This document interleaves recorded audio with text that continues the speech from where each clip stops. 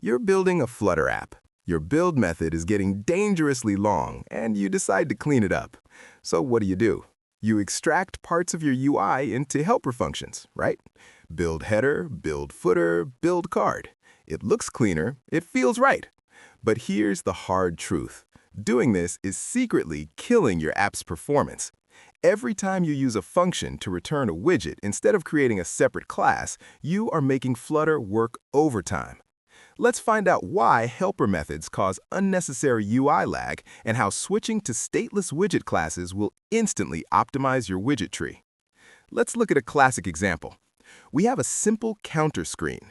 When we press the button, the state updates.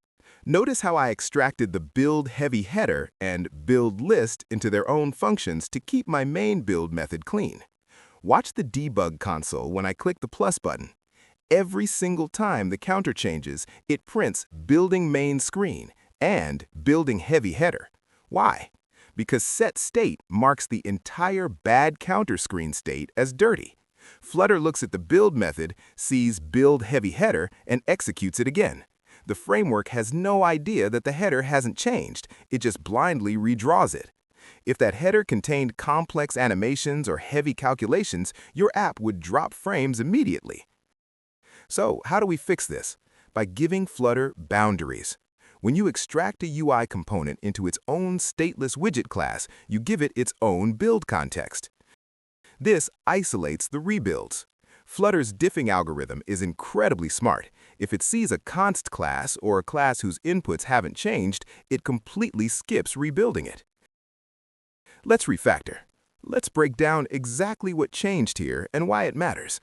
By turning our header into its own stateless widget, two crucial things happen. First, the header now has its own isolated build context. It is no longer tied directly to the parent's state cycle. Second, and most importantly, we can now instantiate it using the const keyword. When Flutter's rendering engine sees const, it treats that widget as completely immutable and caches it in memory. When setState triggers a rebuild in the main screen, Flutter looks at the heavy header, sees it hasn't changed, and simply skips it entirely. Now, look at the console. When the screen first loads, both print statements fire. But when I click the counter, only building main screen prints. The heavy header class is completely ignored by the rebuild process.